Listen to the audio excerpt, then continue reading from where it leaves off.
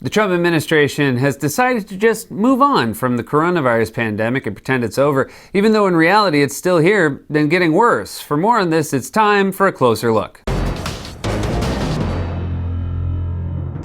The nation has obviously been focused on the weeks of sustained mass demonstrations against systemic racism and police brutality, but at the same time, the pandemic is still here. It hasn't gone anywhere. The coronavirus is like my copy of The Thornbirds. It hasn't been on my side table for a few weeks, but that doesn't mean it was gone forever. It was just off camera, and now it's back. But I can promise you what's not back is labored bits where I add books or change the titles. And look, there was never a good time to have the world's dumbest man as president, but the timing could not be worse right now.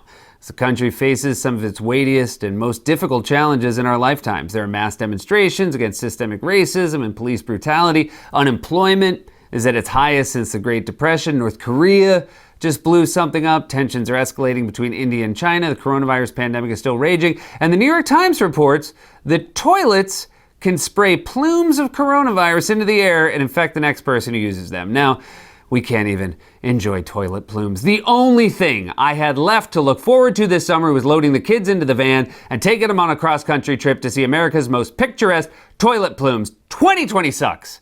And may I say, this is the first dent in the otherwise sterling reputation of porta potties.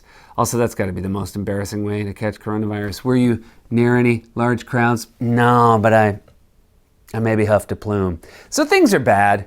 In a situation like this, the very minimum we should expect from our leaders is an ability to provide us with a shared sense of reality, to give us all the facts. But the president, he doesn't want to do that. In fact, he's repeatedly expressed an interest this week in hiding the truth about the coronavirus pandemic, suggesting that if we just stopped testing, it would go away. Today, President Trump attributed an increase in cases in some states to advanced testing. In a tweet, he said, quote, "Without testing or weak testing, we would be showing almost no cases. Testing is a double-edged sword, making us look bad, but good to have." Our testing is so far advanced, it's so much bigger and better than any other country that we're going to have more cases. We're always going to have more cases. And as I said this morning, that's probably the downside of having good testing, is you find a lot of cases that other countries who don't even test don't have. If you don't test, you don't have any cases. If we stop testing right now, we'd have very few cases, if any.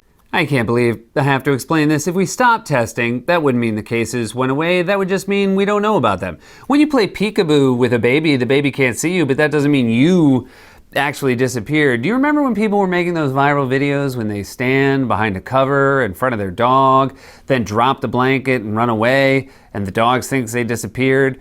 That's Trump. What the hell?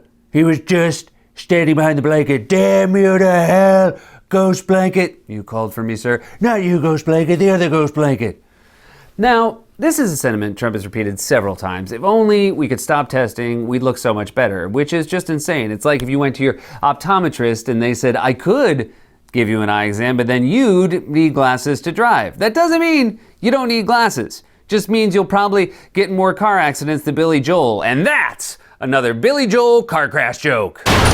And yes, that is a reference that is 16 years old, which means if that reference were a person, they would have no idea who Billy Joel is. And if you're a person who is surprised that I'm still making Billy Joel car crash jokes in 2020, all I can say is, you ought to know by now, we are having fun in our attic. Now, Trump is, in his own unique way, breathtakingly dumb, but the rest of his administration is just as committed to this coronavirus cover-up as he is, even if they managed to be a little more subtle about it. Vice President Mike Pence, for example, urged governors on a call this week to lie about the increasing number of coronavirus cases.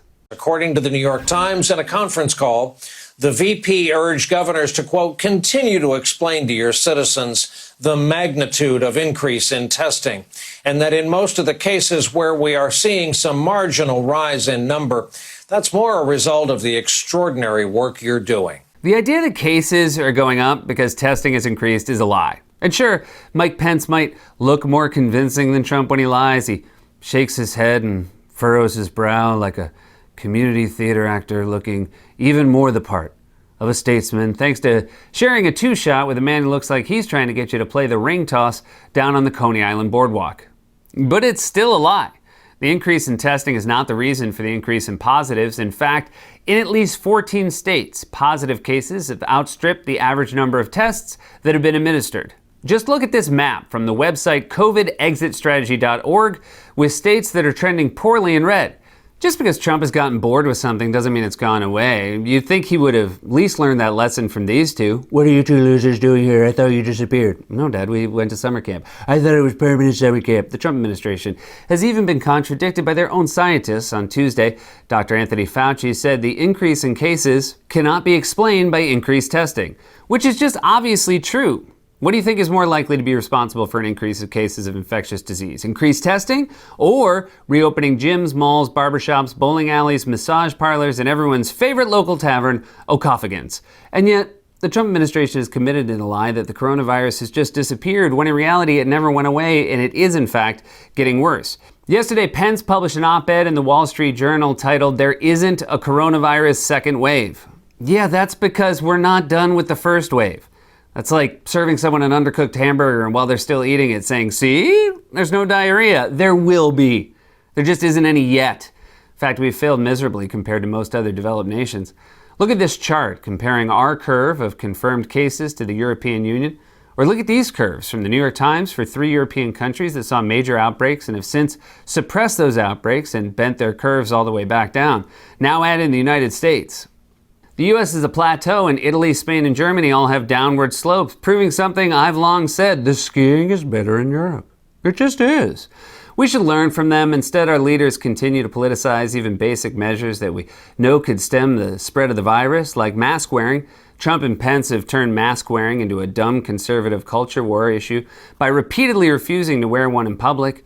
And Pence did it again during a trip to a restaurant in Iowa on Tuesday. Dude, just be polite and wear the mask. Why do you have to be such a dick about everything? You think you're gonna look stupid with a mask? The world can still go on even if we can't see your dumb little hyphen mouth.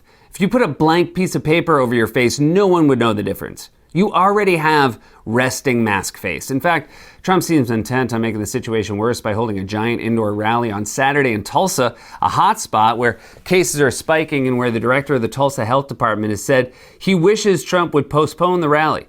Trump nonetheless doubled down on Twitter. The president reacted to that notion on Twitter, and he rejects it, saying the far-left fake news media, which had no COVID problems with the rioters and looters destroying Democrat-run cities, is trying to COVID shame us on our big rallies. Won't work. You don't have to tell us you're immune to shame. We're familiar with your work. It is clear to all of us that you have tested positive for shame antibodies. Also, don't compare a giant indoor rally to a protest. There's a huge difference between an outdoor gathering where everyone's wearing a mask and an indoor campaign rally / mosh pit in an arena with limited ventilation where everyone's cheek to cheek chanting "build that wall." Also, no one is less of an essential worker than a Trump rally attendee. You've been chanting "build that wall" for 5 years. Nada. So Trump is both malevolent and dumb. Hollywood has done us a real disservice trying to convince us that evil people are all geniuses. They're always suave and well-spoken. A lot of them have PhDs, Dr. No, Dr. Doom, Dr. Octopus. All Trump has is a master's degree in copying off the kid in front of him. Not only does he not know how coronavirus testing works, he doesn't even know how his own industry, real estate, works. Here he is at a roundtable event last week describing how, I guess, some buildings are nicer and also cheaper than others. Sometimes you'll see a building, it costs less money than another building that costs more because the one that built the one that costs more, this one looks better. The one that's cheaper, it looks better. They say, how much more did you spend for that building? Actually, we spent less. You can do that. It's called, you have to know what you're doing. He sounds like a New York City tour guide who forgot his note cards.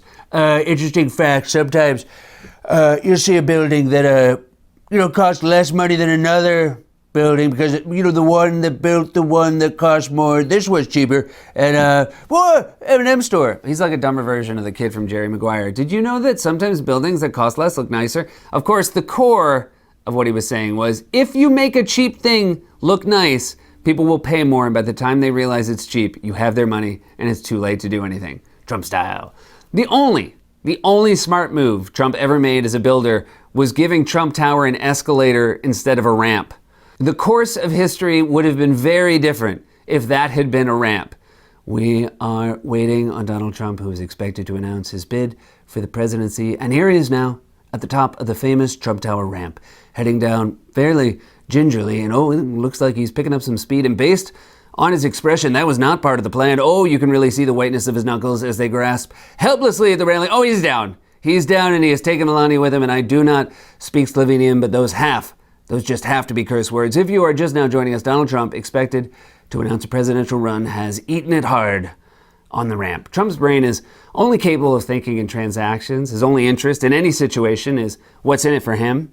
That's why he wishes he could just stop testing for coronavirus. We've seen it time and time again. For example, Trump's ex-national security advisor, John Bolton, who courageously hid behind his mustache rather than testify in Trump's impeachment trial, has alleged in a new tell-all book that not only did Trump seek to leverage aid to Ukraine to help his re-election bid, but that Trump did similar stuff all the time. Another former aide is taking aim at President Trump.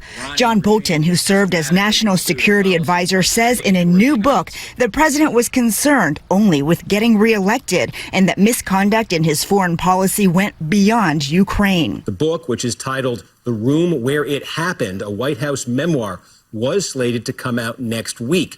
The publisher says the book is, quote, a precise rendering of his days in and around the Oval Office. What Bolton saw astonished him, a president for whom getting reelected was the only thing that mattered, even if it meant endangering or weakening the nation. What's the opposite of being so shocked you spit out water? Donald Trump is only driven by self-interest?